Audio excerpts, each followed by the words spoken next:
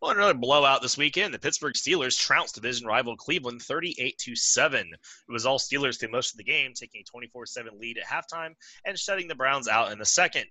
James Conner had a 100-yard day, and a talented Pittsburgh wide receiver core did work as well. And, of course, Big Ben tied it all together with an efficient performance.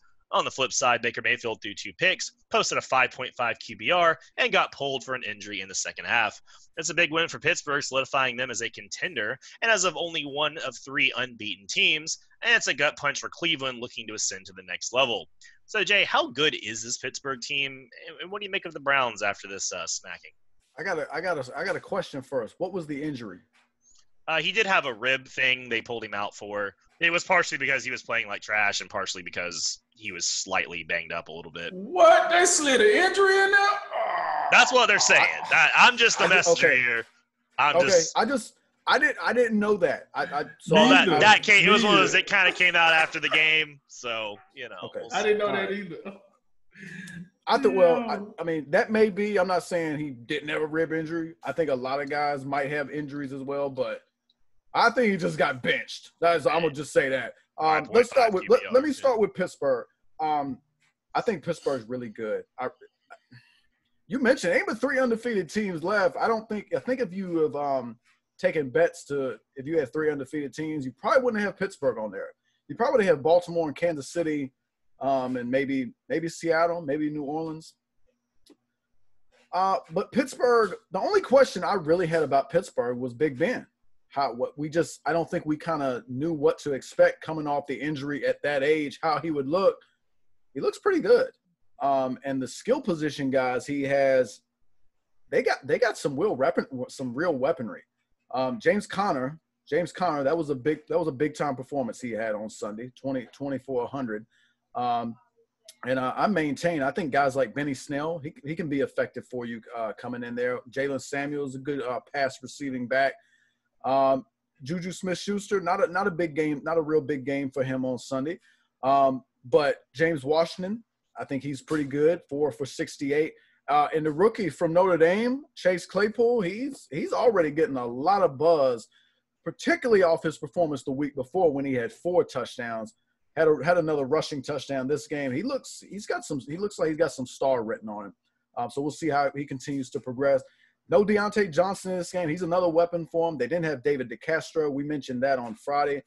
Apparently no problem because they did, generally speaking, they did pretty much whatever they wanted to do. But defensively, I think, is what we kind of where we thought they would make their money. We all know, I think Mike Tomlin, for much of this decade, he's kind of been maligned on the defense, most of the time, the back end of it. From defensive line all the way back to the safeties, it doesn't appear like they have a weakness right now. This may be one of the best defenses they've had in this century. And you go up, when you look at what they can do on passing downs, when you can have Bud Dupree and TJ Watt coming off the edges and then have Stephon Tuitt and Cameron Hayward pushing the pocket, doesn't get much better than that. When you have those 4 guys and you can just play coverage behind that because those dudes are so elite rushing passers, makes it's a great luxury for a defensive coordinator to have that. And then Minkah Fitzpatrick continues to be a huge story and a huge plus ever since they acquired him from Miami. His pick 6, his pick 6 really got the ball rolling in this game. And I mean, what I thought was going to be Cleveland's best chance to me coming in this game, what they had to do, they had to be strong up front offensively, and they had to run the ball, and they didn't run the ball. So if you're not going to run the ball, I don't think Baker Mayfield's the guy that can just drop back 40 plus times and win.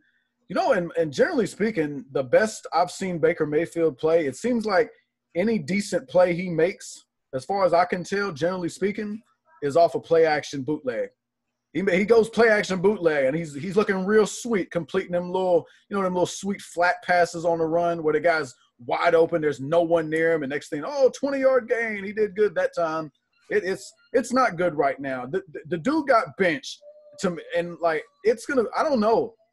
I think we all thought this would be a make or break year for Baker Mayfield. Cleveland's pretty good around him. they were on a 4-game winning streak coming this game. This is the second time – this is their second loss, both against teams within the division that they're going to have to get by at some point if they want to do anything. And they're not there yet. And I think the quarterback position is what's holding them back right now. And also Nick Chubb not in this game. That's a big deal, even though I'm not sure if he would have been enough to make up for the difference. Let me start off by issuing an apology to the Pittsburgh Steelers. I should have put a little more respect on your name. I thought Cleveland was gonna take that step forward. Instead, they broke their leg and they never went anywhere. This Steelers team is for real. They for real. Like it's no other way I could put it. Because if I try to point at the defense, it's the best defense in the NFL, and I don't even think it's close. By far the best defense. And then I look at the offense, like Jay said, Big Ben is the only one you thinking, oh, he getting old, he out here drinking 6-packs before the game. You thinking, do he really care? And then you see he's getting the job done, more than serviceable as the quarterback calling these plays. Look, the Pittsburgh Steelers going to be one hell of a out. I don't know. I'm looking at a lot of teams in the AFC.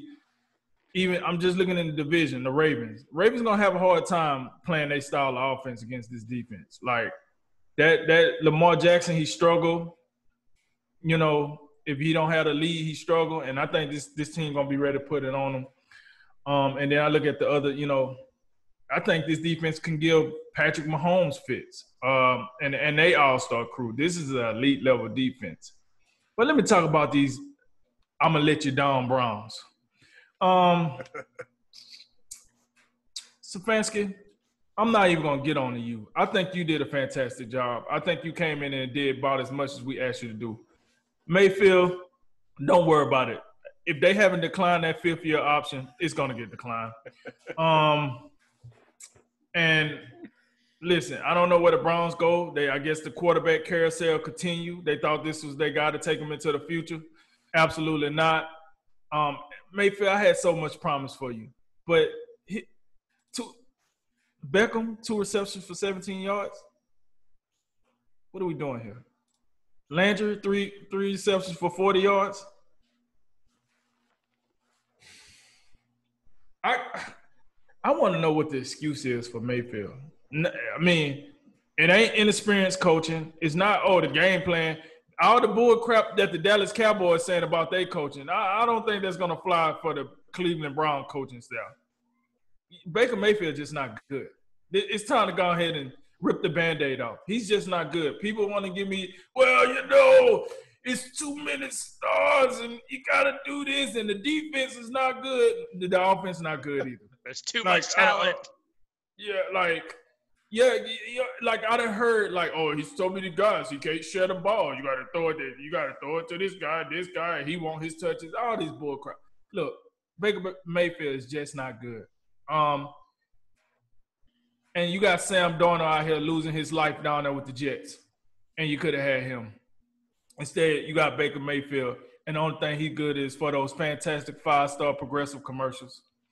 And listen, this ain't gonna cut it. With that said, this Pittsburgh team is outstanding. What do you make after the Browns did?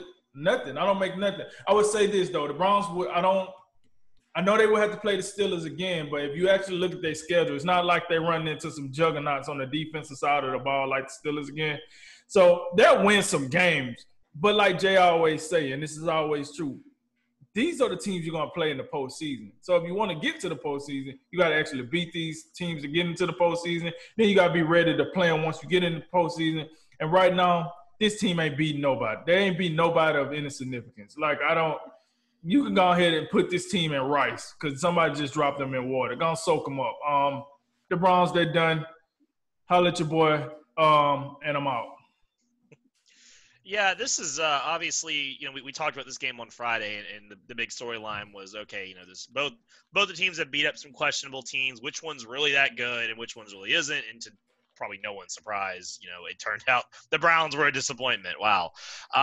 What really it's interesting is that the Browns offenses look great against average or below average defenses. I mean, they torch